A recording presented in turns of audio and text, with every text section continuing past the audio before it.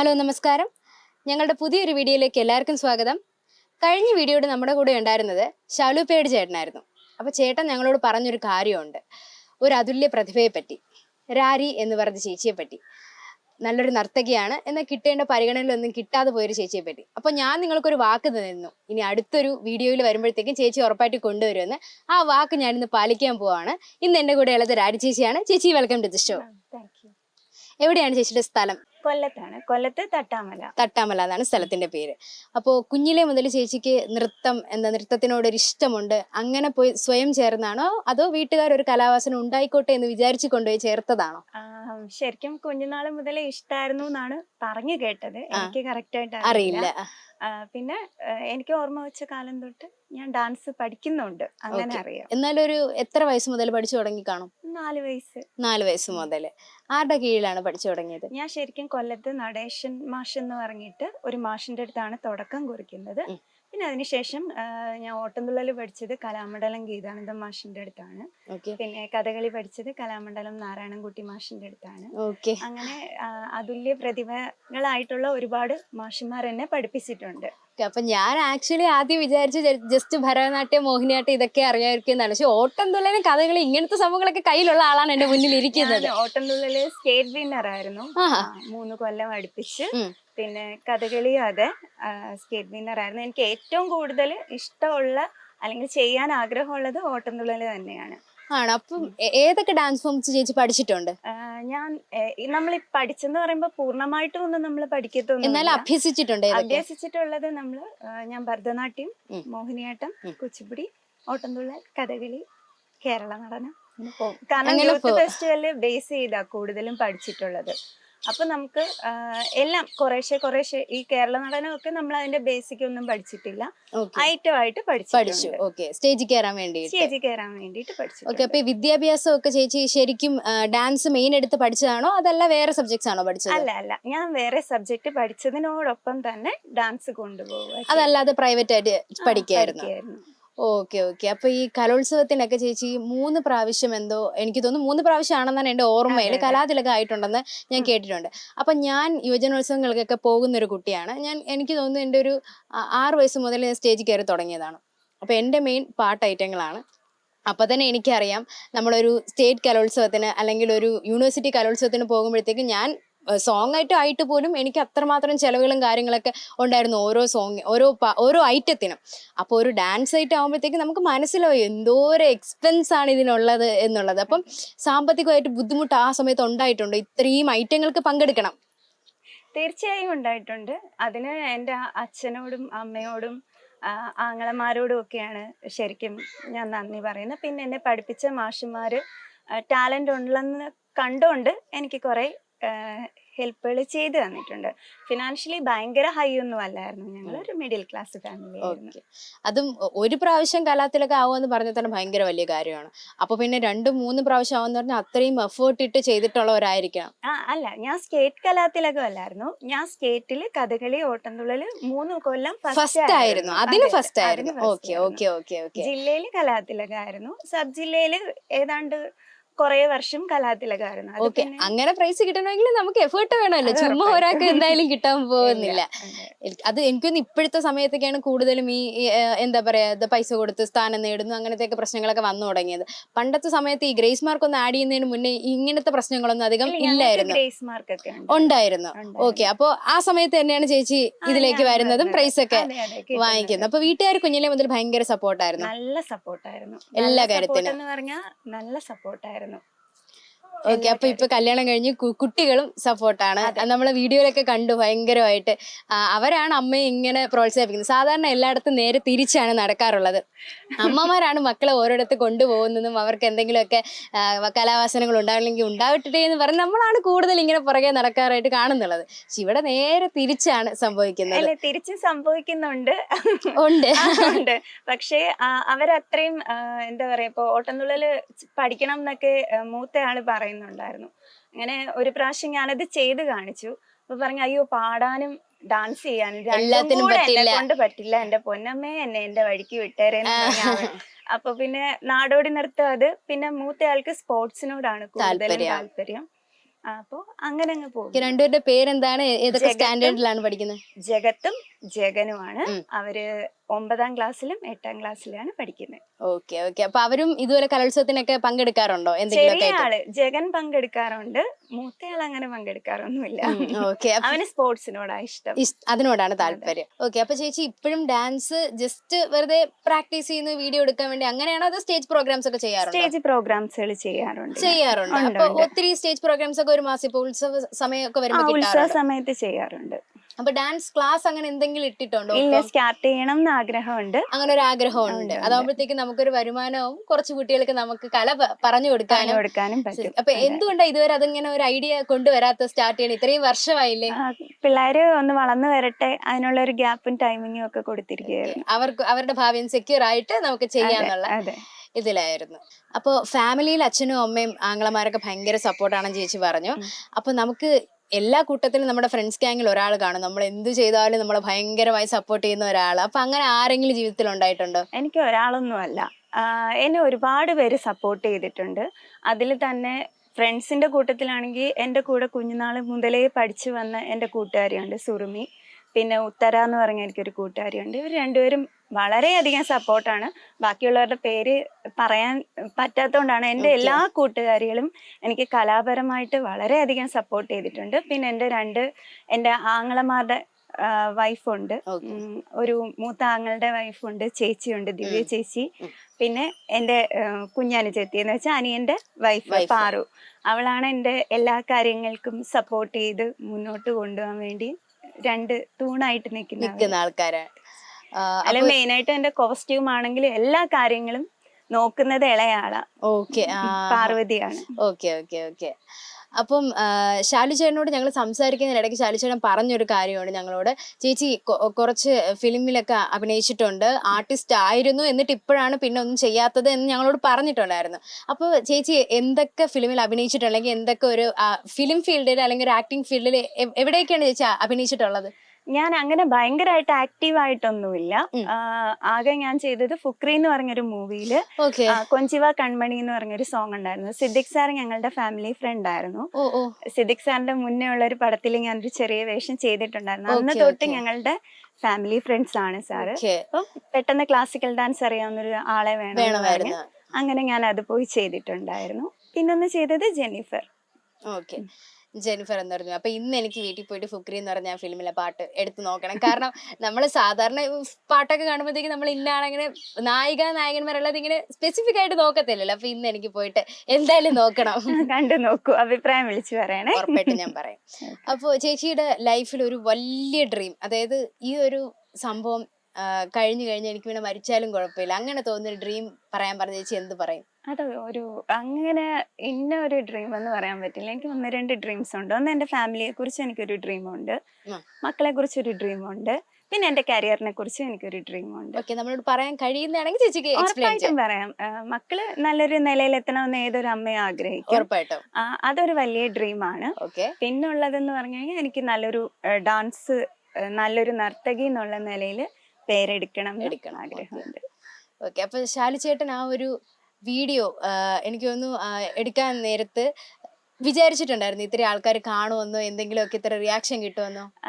സത്യം പറഞ്ഞാൽ അങ്ങനെയൊന്നും ഞാൻ എക്സ്പെക്ട് ചെയ്തിട്ടില്ലായിരുന്നു. ഞാൻ സാധാരണ നിന്നണക്ക് തന്നെ ഇങ്ങനെ വിളിച്ചു പറഞ്ഞു, മോൻ ഇങ്ങനെ പറഞ്ഞു എന്ന് പറഞ്ഞു, അങ്ങനെയാണെങ്കിൽ എടുത്തേക്കാന്ന് പറഞ്ഞു, വന്നു. പക്ഷെ റീച്ച് കണ്ടപ്പോൾ ഞാൻ തന്നെ ഞെട്ടിപ്പോയി. എന്തോ ഒരു ഭാഗ്യമാണോന്ന് അറിയില്ല. ആ സമയത്ത് തന്നെ വേറൊരു ചേട്ടനും അവിടെ വന്നിട്ടുണ്ടായിരുന്നു, സ്ട്രീറ്റ് ഫോട്ടോഗ്രാഫർ ചേട്ടനുണ്ടായിരുന്നു. അപ്പൊ പുള്ളിയെ എടുത്ത ഫോട്ടോ അതിലും വൈറലായി. എല്ലാം കൊണ്ടും അങ്ങനെ അതൊരു ഭാഗ്യമായിട്ട് തന്നെ ഞാൻ കരുതുന്നു. പിന്നെ 1,50,000 പേരിൽ അടുപ്പിച്ച് അത് കണ്ടിട്ടുണ്ട് ആൾക്കാര്. പിന്നെ അച്ഛന്റെയും മോളുടെയും ഫ്രെയിമിൽ വരാനുള്ള ഭാഗ്യം എനിക്ക് ഉണ്ടായി. ശാലുചേട്ടന്റെ മോള് ചെയ്ത രാജകുമാരിയുടെ ആഡ്സിൽ പറഞ്ഞിട്ടുണ്ടായിരുന്നു ഞങ്ങളോട്. അതിലും ഒരു ഭാഗമാകാൻ കഴിഞ്ഞു. അപ്പൊ ഇനി ചേച്ചിക്ക് എന്തെങ്കിലും അപ്കമിങ് ആയിട്ട് പ്രോജക്ട്സ് വരുന്നുണ്ടോ? അങ്ങനൊന്നും വരുന്നില്ല. നല്ലത് വരുമ്പോ ചെയ്യാന്നുള്ള രീതിയിൽ. കൂടുതലും പരിചയമുള്ള ആൾക്കാരുടെ വർക്ക് വരുന്നതാണ് ചെയ്യാറുള്ളത്. ഓക്കെ ഓക്കെ, പരിചയമുള്ള ആൾക്കാരും കുറച്ചും കൂടെ കംഫർട്ടബിൾ അതെ, ആയിരിക്കും ഉറപ്പായിട്ടും. അല്ലേ? ചേച്ചിയുടെ അതെ. ആദ്യത്തെ ഇന്റർവ്യൂ ആണോ? അതെ. അയ്യോ, ആദ്യത്തെ ഇന്റർവ്യൂ എന്റെ കൂടെയാണ്, എല്ലാരും ശ്രദ്ധിച്ച് കേട്ടോ. ചേച്ചി അങ്ങനെ ഫേമസ് ക്രെഡിറ്റ് എനിക്ക് തരണം. Okay okay okay. അപ്പൊ കുഴപ്പമില്ല, എന്റെ രണ്ടാമത്തെ ഇന്റർവ്യൂ. അപ്പൊ നമ്മൾ രണ്ടുപേരും തുടക്കക്കാരാണ്, കുഴപ്പമില്ല, നമുക്ക് അഡ്ജസ്റ്റ് ചെയ്ത് അങ്ങോട്ടും ഇങ്ങോട്ടും. പക്ഷെ തുടക്കക്കാരിയാന്ന് പറയില്ല, ഞാൻ ശരിക്കും നെർവസ് ആവുന്നുണ്ട്. അല്ല, ഇത് എന്റെ രണ്ടാമത്തെ ഇന്റർവ്യൂ. ഓക്കെ, മൂന്നാമത്തെ, ശരിയാ, സോറി. ഓക്കെ, അത് പറയാം. രണ്ടാമത്തെന്ന് വെച്ചാൽ ആക്ച്വലി ഞാൻ ഉദ്ദേശിച്ച രണ്ടാമത്തെ ദിവസമാണെന്നാണ്. ആക്ച്വലി ഇത് മൂന്നാമത്തെ ഇന്റർവ്യൂ ആണ്. കണക്ക് പറയുകയാണെങ്കിൽ മൂന്നാമത്തെ ഇന്റർവ്യൂ ആണ്.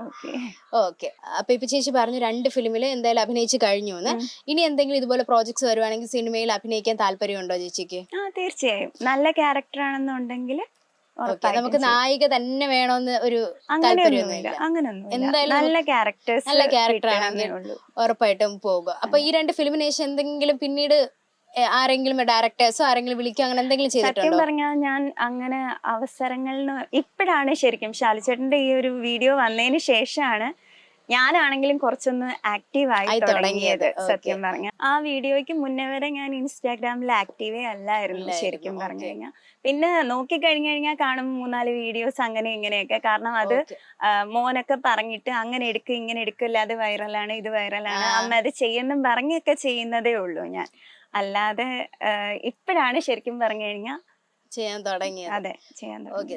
അപ്പോഴേക്കെന്ന് പറഞ്ഞു കഴിഞ്ഞാൽ വെറുതെ നമ്മുടെ ഒരു സന്തോഷത്തിന് വേണ്ടി നമ്മളൊരു വീഡിയോ ചെയ്യുന്നു, ഒരു ആഗ്രഹത്തിന്റെ പേരിൽ ചെയ്യുന്നു. ഇപ്പോഴാണ് എനിക്ക് ചേച്ചിയുടെ മനസ്സ് ശരിക്കും മനസ്സിലാവുന്നുണ്ട്. കുറെ നാളിന് ശേഷം ആഗ്രഹിക്കുന്ന കാര്യങ്ങൾ ചെയ്യാൻ പറ്റുന്നുണ്ട്. അപ്പൊ അതിന്റെ ഒരു സന്തോഷം നമുക്ക് മുഖത്ത് മാത്രമല്ല മനസ്സിലും കാണും, ഒരു സമാധാനം കാണും. ഇതൊക്കെ ഉറപ്പായിട്ട് എല്ലാവർക്കും ഉണ്ടാവുന്ന ഒരു കാര്യമാണ്. കാരണം ഞാൻ ഒന്നുമല്ലാതിരുന്നൊരു ഞാൻ മോഡലിംഗ് ഫീൽഡിലേക്ക് വന്നതിന് ശേഷം എനിക്കറിയാം എനിക്കുണ്ടായ കുറെ മാറ്റങ്ങൾ. ഷൂട്ട് കിട്ടാൻ തുടങ്ങി, വർക്ക് കിട്ടാൻ തുടങ്ങി. അപ്പൊ എന്റെ സന്തോഷം എന്താണെന്ന് എനിക്കറിയാം. മുഖത്ത് കാണാനും. Thank you so much. അപ്പൊ അല്ല, എനിക്കൊരു ക്രെഡിറ്റ് ആണ്. നാളെ ഒരു ദിവസം ചേച്ചി അറിയപ്പെടുന്ന നല്ലൊരു കലാകാരിയായിട്ട് ഒരു സിനിമ നടിയായിട്ട് വരുമ്പോഴത്തേക്കും എനിക്കൊന്ന് പറയാം അല്ലേ, അന്ന് ഞാൻ ഇന്റർവ്യൂ എടുത്ത ആള് രാരി ചേച്ചി ഇപ്പൊ ഇന്ന നടന്റെ കൂടെ അടിപൊളി ഒരു ഫിലിം ചെയ്തിരിക്കുകയാണ്, പണ്ട് എന്റെ കൂടെ ഇന്റർവ്യൂ എടുത്ത ആളാണെന്ന് എനിക്ക് പറയാനില്ല. അത് എനിക്കൊരു ക്രെഡിറ്റ് ആണ്. എനിക്കും പറയാൻ പറ്റട്ടെ. Thank you so much. Okay, അപ്പം ഈ ഡാൻസ് ജേർണി തുടങ്ങിയിട്ട് ഏകദേശം ഒരു എത്ര വർഷമായി കാണും? എത്രമായി? ഞാൻ പറഞ്ഞില്ലേ മോളെ, ഞാൻ കുഞ്ഞുനാൾ മുതലേ ചെയ്യുന്നത്. അതുകൊണ്ട് എനിക്ക് അങ്ങനെ പറയാനില്ല. 4 വയസ്സ് മുതൽ ചെയ്ത് തുടങ്ങിയതാണ്. ഓക്കെ, അപ്പൊ ഇത്രയും വർഷത്തെ ഈ ഡാൻസ് ജേർണിയില് ചേച്ചിക്ക് ഏറ്റവും ഹാപ്പിയസ്റ്റ് ആയിട്ടുള്ള ഒരു മൊമെന്റും ഏറ്റവും വിഷമം തോന്നിയ ഒരു മൊമെന്റ്, മറക്കാൻ പറ്റാത്ത ഒരു സങ്കടമുള്ള ഒരു മൊമെന്റ്, ഇത് രണ്ടൊന്ന് ഷെയർ ചെയ്യാമോ? സങ്കടം തോന്നിയ മൊമെന്റ് അങ്ങനെ എനിക്കില്ല ശരിക്കും പറഞ്ഞു കഴിഞ്ഞാൽ. സന്തോഷം തോന്നിയത് ഈ സ്റ്റേറ്റിൽ ഫസ്റ്റ് കിട്ടിയപ്പോഴും അങ്ങനെയുള്ള മത്സരങ്ങൾക്ക് തോറ്റാലൊന്നും വിഷമേ തോന്നാറില്ല. ഇല്ല, അടുത്തതില് ഞാൻ എന്നെക്കാളും മിടുക്കരായിട്ടുള്ളവരുണ്ടാവുമല്ലോ ഉറപ്പായിട്ടും. അപ്പൊ അവരിൽ നിന്ന് എന്തെങ്കിലും പഠിക്കാൻ പറ്റുമെന്ന് നോക്കുക ചെയ്യാൻ ഞാൻ. ഓക്കെ, അപ്പൊ എപ്പോഴെങ്കിലും എന്തെങ്കിലും സാമ്പത്തിക ബുദ്ധിമുട്ട് കാരണം അതല്ലെങ്കിൽ എന്തെങ്കിലും ഒരു കാരണം എല്ലാം പ്രിപ്പയർ ചെയ്തിട്ട് സ്റ്റേജിൽ കയറാൻ പറ്റാതെയൊക്കെ പോയിട്ടുണ്ടോ? അങ്ങനെയൊന്നും വന്നിട്ടില്ല. ഉണ്ട്, അതൊക്കെ ഒരു ദൈവഭാഗ്യമാണ് കേട്ടോ. എനിക്കൊക്കെ ഇങ്ങനത്തെ എക്സ്പീരിയൻസ് ഒക്കെ ഉണ്ടായിട്ടുണ്ട്. കാരണം പലപ്പോഴും ഞാൻ നന്നായിട്ട് പ്രിപ്പയർ ചെയ്ത് പോകും, പക്ഷെ പാടാൻ വേണ്ടി ശ്രുതി ബോക്സ് വാങ്ങിക്കാനുള്ള ഒരു സാമ്പത്തികം ഞങ്ങൾക്ക് അന്നും ഉണ്ടായിരുന്നില്ല. അപ്പൊ അടുത്തിരിക്കുന്ന കുട്ടികളെ നിന്നൊക്കെ ഞങ്ങൾ ഇങ്ങനെ ബോറോ ചെയ്ത് വാങ്ങിക്കും. അപ്പൊ അവര് തരില്ല. ഇപ്പൊ നമ്മുടെ കയ്യിലൊരു സാധനം ഉണ്ടെങ്കിൽ സ്റ്റേജിൽ കയറി കൊടുക്കാമെന്ന് ചോദിക്കും. നിങ്ങളുടെ ജനറേഷന്റെ ചിലപ്പോ ഒരു പ്രോബ്ലം ആയിരിക്കും. ഞങ്ങള് ചെലങ്ക വരെ അങ്ങോട്ടും ഇങ്ങോട്ടും കൈമാറുമായിരുന്നു. ഓട്ടം തുള്ളലിന് ശരിക്കും പറഞ്ഞു കഴിഞ്ഞാൽ കച്ചയെന്ന് പറയുന്ന ഒരു സംഭവം ഉണ്ട്. എന്റെ അമ്മ അത് കെട്ടിക്കൊണ്ടുവരിക. അത് പശയൊക്കെ മുക്കി മൈദയൊക്കെ മുക്കി നല്ല പാടാ. അത് എന്റെ മാഷ് തന്നെ എന്റെ പ്രോഗ്രാം കഴിഞ്ഞ് കഴിഞ്ഞാൽ അടുത്ത കുട്ടിക്ക് കെട്ടിക്കൊടുക്കും. അത് ഞങ്ങൾക്ക് ആർക്കും അങ്ങനെ ഒരു പ്രശ്നമില്ല. അവിടെ ഫസ്റ്റ് കിട്ടുക എന്നുള്ളത് വേറൊരു ഭാഗമാണ്. പക്ഷെ ഈ ഷെയറിങ് ഞങ്ങൾക്ക് എല്ലാവർക്കും ഉണ്ട്. അത് നിങ്ങളുടെ ജനറേഷന്റെ പ്രത്യേകതയായിരിക്കും. ഞങ്ങളുടെ ജനറേഷന്റെ ആയിപ്പോയതായിരിക്കും. ഞങ്ങൾ അത്ര ഓൾഡ് ജനറേഷൻ. മഞ്ജു വാര്യരൊക്കെ ഇപ്പോഴും എന്താ 25 വയസ്സുള്ള കുട്ടികളെ പോലെ ഓടി ചാടി നടക്കുന്നു. മഞ്ജു ചേച്ചി എവിടെ ഇരിക്കണം, ഞാൻ എവിടെ ഇരിക്കുന്നു, എന്തേ കുട്ടി, അങ്ങനെ നമുക്ക് പറയാനേ പറ്റില്ല. ഇന്നിപ്പോ ചേച്ചി, ഞാനൊരു കാര്യം പറയാം, ഒരു 5 മാസം മുന്നേ വീട്ടിൽ ഇരുന്ന് ചേച്ചി ഇന്ന് ക്യാമറയുടെ മുന്നേ എത്തും ചേച്ചി വിചാരിച്ചോ? ഒരിക്കലും ഇല്ല. ഒരിക്കലും ഇല്ല. അപ്പൊ നാളെ ചേച്ചി എവിടെ എത്തും ചേച്ചിക്ക് എങ്ങനെ പ്രെഡിക്റ്റ് ചെയ്യാൻ കഴിയും? നമുക്ക് ഒരിക്കലും കഴിയില്ല. നമ്മുടെ ലൈഫ് എന്ന് പറഞ്ഞു കഴിഞ്ഞാൽ നമുക്ക് പ്രെഡിക്റ്റ് ചെയ്യാനേ കഴിയാത്ത കാര്യങ്ങളാണ്.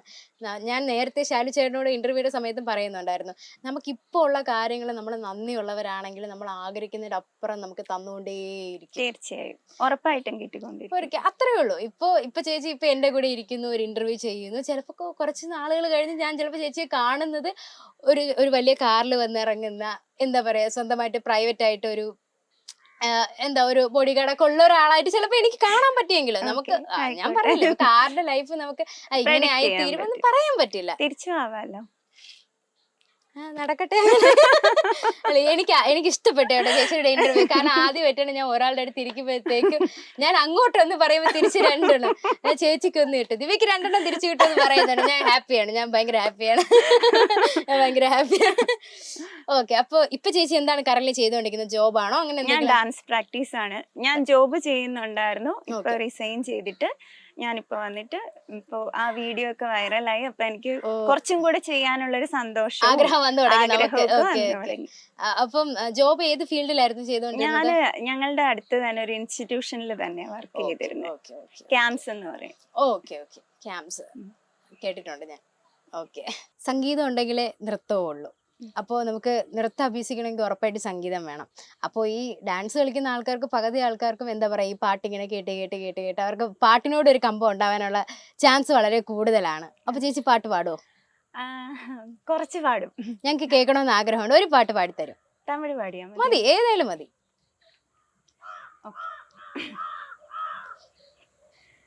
மன்னவன் பேரை சொல்லி மல்லிகை சூடிக்கொண்டேன், மன்மதன் பாடல் ஒன்று நெஞ்சுக்குள் பாடிக்கொண்டேன், சொல்லத்தான் எண்ணியும் இல்லையே பாஷைகள், என்னவோ ஆசைகள், இன்பத்தின் ஓசைகள், மாலை சூடி மஞ்சம் தேடி, மாலை சூடி மஞ்சம் தேடி, காதல் தேவ சந்நிதி காண காண காண காண, சின்ன சின்ன வண்ண கோயில் கொஞ்சி கொஞ்சி கோபுதம்மா, புரியாத ஆனந்தம் புதிதாக ஆரம்பம், புதிதாக ஆனந்தம் புதிதாக ஆரம்பം, പൂത്താടും തേൻമൊട്ട് നാനാ നാനാ. കാണുന്ന പോലെയൊന്നും അല്ല, മനസ്സിലായോ ഇപ്പൊ? പുലിയാണ്. ചെറുതായിട്ടൊക്കെ പാടുന്നൊക്കെ പറഞ്ഞിട്ട് ഇത്രയും നല്ല ഭംഗിയായിട്ട് നല്ലൊരു പാട്ട് നമുക്ക് പാടിത്തന്നു. അത്രയൊന്നുമില്ല, ഇല്ല നന്നായിട്ടുണ്ട്. ഞാൻ പാട്ട് പഠിച്ച ഒരു കുട്ടിയാണ്, 9 വർഷം പഠിച്ചൊരു കുട്ടി. അപ്പൊ എനിക്കറിയാം ഒരാൾ പാടുന്ന കേൾക്കുമ്പോ അയാൾക്ക് എന്തോരം കാലിബർ ഉണ്ടെന്ന്. നന്നായിട്ട്. അപ്പൊ എനിക്ക് തോന്നുന്നു ഇനി സംഗീതത്തിൽ ഒരിക്കലും നമുക്ക് നോക്കാം. ഡാൻസ് മാത്രമാക്കണ്ട, ഡാൻസ് ഉണ്ട്, ആക്ടിംഗ് ഉണ്ട്, സംഗീതം ഉണ്ട്. സംഗീതം മെയിൻ ആയിട്ടും പഠിച്ചത് ഓട്ടംതുള്ളലിന് വേണ്ടി തന്നെ. അതിന് ഉറപ്പായിട്ട് നമുക്ക് പറയണമല്ലേ, പാടണം. ശരിയാണ്. അപ്പോൾ ചേച്ചി നേരത്തെ പറഞ്ഞു ഞാൻ 2 ഫിലിമിൽ അഭിനയിച്ചിട്ടുണ്ട് എന്ന്. അപ്പോൾ ഇനി ഭാവിയിൽ ഒരു സിനിമ കിട്ടുകയാണെങ്കിൽ അപ്പോൾ ചേച്ചിക്ക് ഇപ്പോൾ ആർക്കും കിട്ടാത്ത ഒരു സൗഭാഗ്യം കിട്ടുകയാണ്. എൻ്റെ കൂടെ അഭിനയിക്കുന്ന ആളെ അല്ലെങ്കിൽ മെയിൻ ആയിട്ട് അഭിനയിക്കേണ്ട ഒരു നടനെയോ നടിയോ സെലക്ട് ചെയ്യാനുള്ള ഒരു അവസരം ചേച്ചിക്ക് കിട്ടുകയാണെങ്കിൽ ചേച്ചി ആരെയായിരിക്കും സെലക്ട് ചെയ്യുന്നത്? അങ്ങനൊന്നും ഇല്ല, നമുക്ക് എല്ലാവരും ഒരുപോലെ. എനിക്ക് കിട്ടുന്ന ക്യാരക്ടേഴ്സ് ഞാൻ നോക്കിയാൽ മതിയല്ലോ. ഓക്കെ. അല്ലാതെ കൂടെ അഭിനയിക്കുന്നവരുടെ അത് നമ്മൾ ചിന്തിക്കേണ്ട കാര്യമില്ലല്ലോ. നമ്മുടെ ഭാഗം നമ്മൾ കൃത്യമായിട്ട് ചെയ്തിരിക്കും, ചെയ്യാൻ പറ്റണമല്ലോ. ഓക്കെ. അപ്പൊ ഇത്രയും വർഷത്തെ ഡാൻസ് ജേണിയിൽ എപ്പോഴെങ്കിലും ചേച്ചിക്ക് ഒരാളെ ചേച്ചി ഒരു ഐഡൽ ആയിട്ട് എടുത്തിട്ട്, അല്ലെങ്കിൽ ഈ ഒരു വ്യക്തി കാരണം എനിക്ക് ഡാൻസിനോട് കുറച്ചും കൂടി ഇഷ്ടം കൂടി, അങ്ങനെയൊക്കെ തോന്നിയിട്ടുള്ള ആരെങ്കിലും ഉണ്ട്? ശോഭന മാം ആണ്. നമുക്ക് എനിക്ക് ചേച്ചി പറയുമ്പോഴത്തേക്ക് തന്നെ എനിക്ക് വല്ലാണ്ട് എനിക്ക് ഫീൽ ചെയ്യുന്നുണ്ട്. ഒരു വിധത്തിലുള്ള കേരളത്തിലെ പകുതി കൂടുതലുള്ള നർത്തകിമാരുടെയും ഒരു ഫേവറേറ്റ് ആക്ട്രസ്. നമ്മളൊക്കെ തീരെ കുഞ്ഞിലേ ആയിരുന്നു മണിച്ചിത്രത്താഴ് റിലീസ് ചെയ്തത്. ആ സമയത്ത് ഈ ആ ഒരു മുറൈ വന്ന് പാർത്തായ എന്നുള്ളൊരു സോങ്ങിന്റെ ഒരു സംഭവം ഉണ്ടല്ലോ, അന്ന് ഇങ്ങനെ ഉള്ളിൽ കയറിയതാണ് ഡാൻസർ അല്ലെങ്കിൽ ഡാൻസ് ചെയ്യുമ്പോൾ ഒരാളിങ്ങനെ അത്രയും പിന്നെ ആ വഴിക്ക് നമുക്കൊരു ഇഷ്ടം തോന്നിയ അങ്ങനെ എനിക്ക് ഇഷ്ടം തോന്നിയ ഒരു ശോഭന മാം എന്ന് പറയുമ്പോൾ നമുക്ക് ഈ ഡാൻസിങ്ങിൽ മാത്രമല്ല ഒരു പേഴ്സണാലിറ്റി വൈസ് പുള്ളിക്കാരത്തി ഭയങ്കര എന്താ പറയാ സ്ട്രോങ് ആൻഡ് ബോൾഡ് ആയിട്ടുള്ള നമുക്കൊക്കെ ഒരു ഐഡലായിട്ട് കാണാൻ പറ്റുന്ന ഒരു ആളാണ്. അപ്പൊ അങ്ങനത്തെ ഒരാളെയാണ് ഐഡലായിട്ട് എടുത്തിരിക്കുന്നത്. അപ്പൊ പിന്നെ ഇങ്ങനെ ഒരു അച്ചീവ്മെന്റ് ഒക്കെ ലൈഫിൽ കിട്ടിയതിൽ നമുക്ക് പിന്നെ സംശയിക്കാനൊന്നും ഇല്ല. ഉറപ്പായിട്ട് ഇവിടെയൊക്കെ പല്ലി തെളിക്കുന്നു. ഉറപ്പായിട്ടും സത്യം പറഞ്ഞാൽ ഭയങ്കര സന്തോഷമുണ്ട്. ശാലുപ്പയുടെ ചേട്ടൻ കാരണം ഇങ്ങനെ പുറലോകം അറിഞ്ഞു ഇങ്ങനെ ഒരു കലാകാരി ഉണ്ടെന്ന്. ഇപ്പൊ ഇതാ ഞങ്ങള് വീഡിയോ ഇടാൻ പോകുവാണ്. ഞങ്ങളുടെ ഇന്റർവ്യൂവിൽ കൂടെ ഒത്തിരി ആൾക്കാർ ഇതറിയും പുറലോകത്ത്. എനിക്ക് ഉറപ്പുണ്ട്, ഉറപ്പായിട്ടും ചേച്ചിക്ക് കുറഞ്ഞത് ഒരു 2 അവസരങ്ങളെങ്കിലും ഞങ്ങളുടെ കയ്യിൽ നിന്ന് കിട്ടുമെന്ന് ഞങ്ങൾക്ക് ഉറപ്പുണ്ട്. എന്തായാലും ഈ വീഡിയോ കഴിയുമ്പോഴത്തേക്കും പുറത്തിറങ്ങുമ്പോഴത്തേക്കും എന്തായിരിക്കും ചേച്ചിക്ക് കിട്ടാൻ പോകുന്ന ഒരു അച്ചീവ്മെന്റ്, ഒരു സ്വീകരണം എന്ന് ഞങ്ങളെ അറിയിക്കണം, ഞങ്ങൾക്കും അറിയണം. കാരണം ഇപ്പൊ ഞങ്ങളുടെ ചാനൽ വഴി ചേച്ചി പുറലോകം അറിയാൻ പോവാണ്. ഒരുപക്ഷെ ചേച്ചിയുടെ ലൈഫ് സക്സസ് ആവുകയാണെങ്കിൽ ഇതുപോലെ ഒത്തിരി പേര്, അതായത് പലപ്പോഴും കഴിവുണ്ടായിട്ടും പുറലോകത്ത് അറിയാതെ പോയ ഒത്തിരി പേരെ നമുക്ക് ഇങ്ങനെ സമൂഹത്തിലേക്ക് കൊണ്ടുവരാൻ ഞങ്ങൾക്ക് അതൊരു പ്രോത്സാഹനമാവും എന്നുള്ള ഒരു കാര്യമാണ്. അപ്പൊ ചേച്ചിയുടെ ലൈഫ് സക്സസ് ആണെങ്കിൽ ശാലുചേട്ടനെ പോലെയുള്ള ആൾക്കാർ എന്തായാലും മുന്നോട്ട് വന്നാൽ മാത്രമേ ഉറപ്പായും. അതുകൊണ്ടാണല്ലോ ഇപ്പൊ നമ്മൾ ഇവിടെ ഇരിക്കുന്നത്. അപ്പൊ പുള്ളിക്കാരന് വലിയൊരു താങ്ക്സ് പറയണം, ഉറപ്പായിട്ടും പറയണം. ഓക്കെ, അപ്പൊ ചേച്ചി എന്തായാലും വളരെയധികം സന്തോഷം. ഇത്രയും നേരം ഞങ്ങളുടെ കൂടെ എന്താ പറയാ കൊല്ലത്ത് നിന്ന് ഇതുവരെ ട്രാവൽ ചെയ്ത് വന്നു, ഞങ്ങളുടെ കൂടെ ഇത്രയും ടൈം സ്പെൻഡ് ചെയ്തു. ഒത്തിരി സന്തോഷം. മക്കളോടൊക്കെ അന്വേഷണം പറഞ്ഞേക്കണം, കാരണം മിടുക്കന്മാരാണ് അവര്, കാരണമാണ് അമ്മ ഇങ്ങനെ ഒരു പൊസിഷനിൽ ഇപ്പൊ നിൽക്കുന്നത്. അപ്പൊ അവരോട് നന്ദി എത്ര പറഞ്ഞാലും മതിയാവില്ല അല്ലേ? ഞങ്ങൾക്ക് നന്ദിയാണ്, കാരണം ഞങ്ങളുടെ ചാനലിൽ നല്ലൊരാളെ ഞങ്ങൾക്ക് ഇന്റർവ്യൂ ചെയ്യാൻ വേണ്ടി തന്നതും ആ മക്കളാണ്. അപ്പൊ ഞങ്ങൾക്ക് നിങ്ങളോട് ഒത്തിരി നന്ദിയുണ്ട്. പക്ഷെ എന്തായാലും ഒത്തിരി നന്ദി. വീണ്ടും ഞങ്ങൾക്ക് കാണണം, നല്ലൊരു പൊസിഷനിൽ ഞങ്ങൾക്ക് കാണണം. അപ്പൊ ഞങ്ങളൊന്നും മറക്കരുത്. തിരിച്ചു ഇത് തന്നെയാണ് പറയാൻ. ഉറപ്പായിട്ടും. Thank you. ഓക്കെ.